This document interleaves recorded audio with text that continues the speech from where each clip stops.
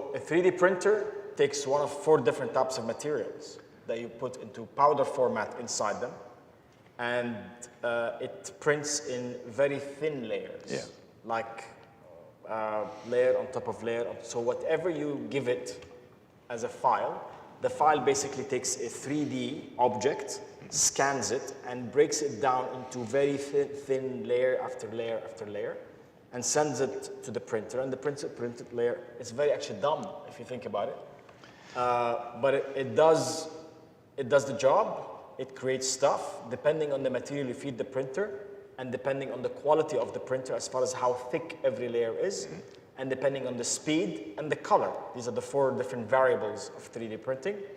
The printer could be $1,000, maybe less, to $10 million.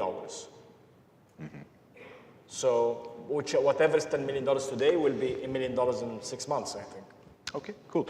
So we've seen how Cisco started as 2 people trying to connect with each other to a massive global corporation at its height, $500 billion, $58 billion in the bank.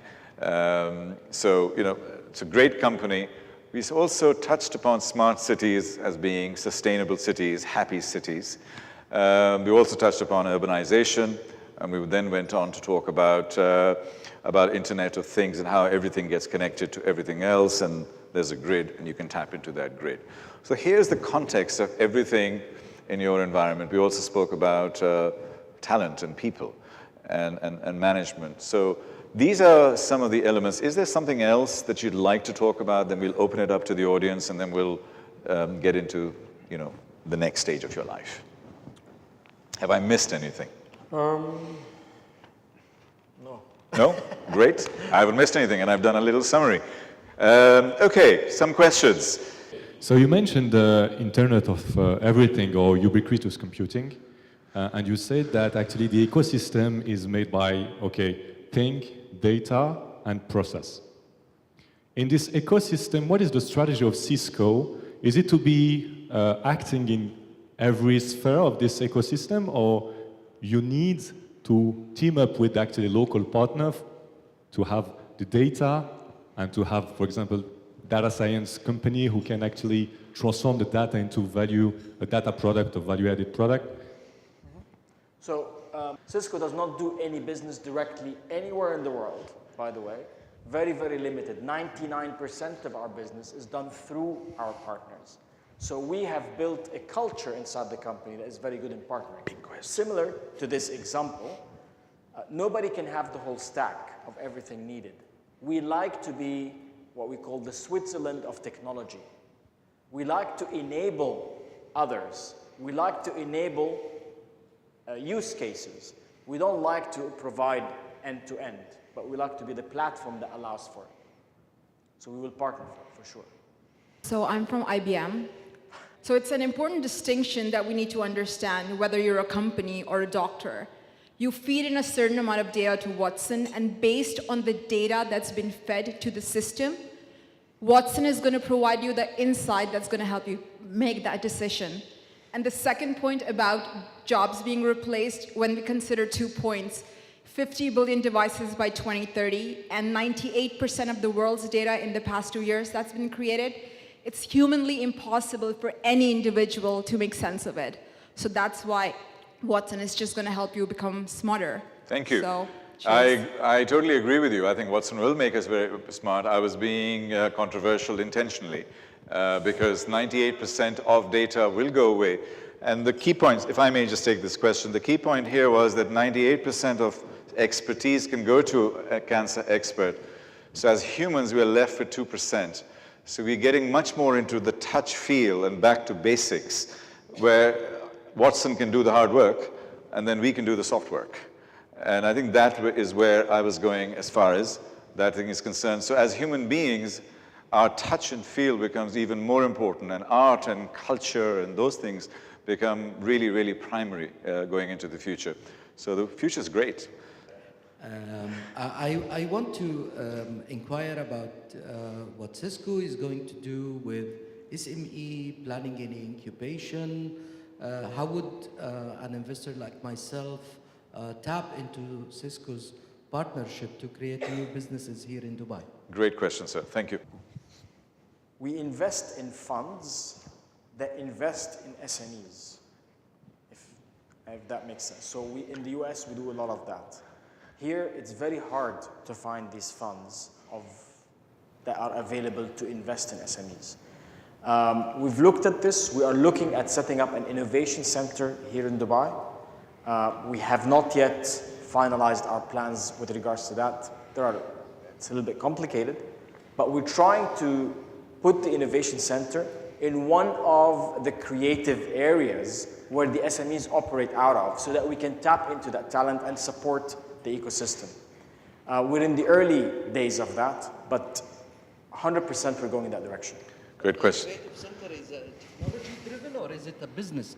Is the Innovation Center technology driven or is it a business incubator? So the Innovation Center has 3 levels inside it. First level is around the research. What ideas are needed in this market and are they feasible to build? Second, let's build with the ecosystem the solutions for these ideas. And third, let's showcase them and take them to market. These are the 3 levels you have inside an innovation center. And that's what we are working with here in Dubai, all 3 levels. Hi, my name is Kishore. These challenges, how can we, in early adapters, how can they overcome those challenges? Any business, 3D printing today requires a PhD to operate. You have to have training to know how to take a file from format A into format B, right? The printer you buy cheap is very limited at what it can offer you. I mean, how many little dogs can I make for my daughter? I mean, okay, after the 2, I'm done.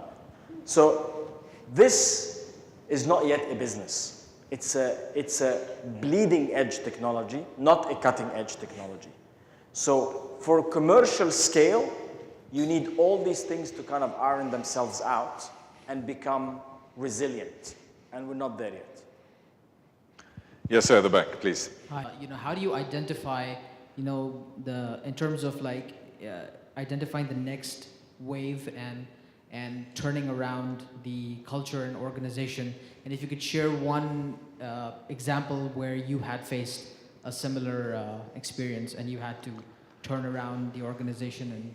Absolutely. This is a great question. Thank you very much. To identify the next wave, you really have to, I think it's from the gut, not from the science, not from the brain, in the sense that you always know that there is something not 100% right. There is some weakness somewhere. You gotta be the first one to challenge yourself before somebody else comes to challenge your business. You're gonna ask yourself the difficult questions about your strategy and how solid it is for the new stage of the market. This is really what you need to do. There's no specific pattern. The pattern is you feel there is a weakness in your market that is about to come and be exploited. And you need to exploit it for yourself, not to be defensive and protect against it. That's the first thing. The second, in my experience, an example. We did an acquisition, not a positive one, about 7-8 years ago, where we thought that all the building systems in all the buildings around the world should move to the internet. That was a great idea. There are heating, ventilation, lighting, so many systems in buildings. It makes sense to move all this on the internet, which is happening today.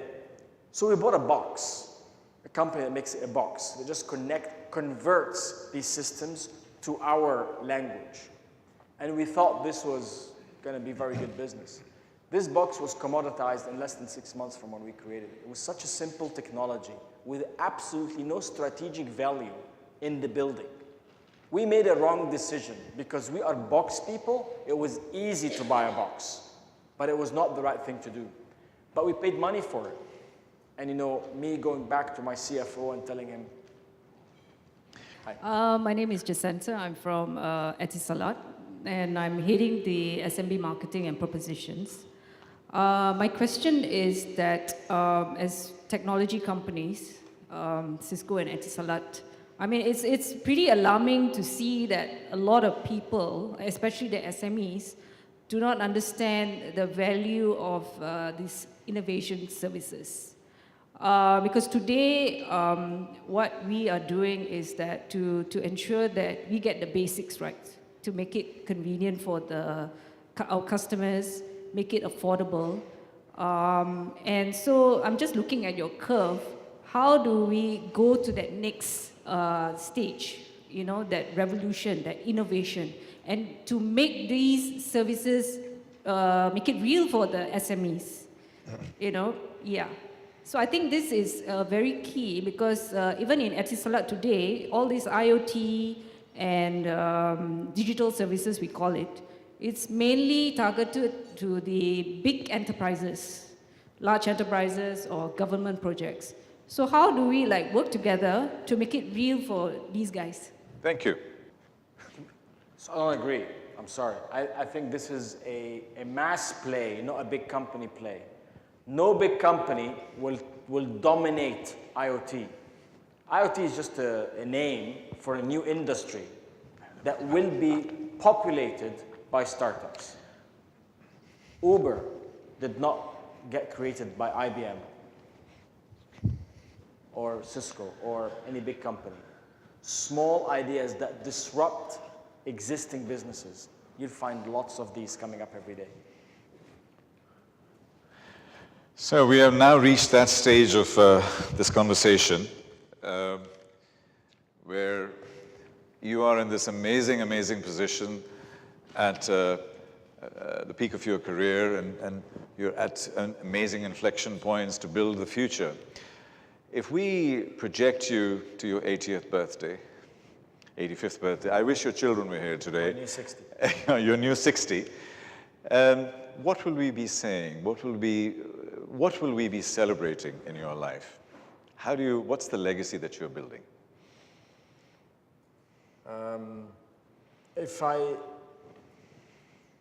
Personally, I would like to be celebrated for the values I have as a human being, for living by my word, for being honorable as much as one can. And for my family, I like to be celebrated as a husband and as a father to honorable children that will contribute positively to the world.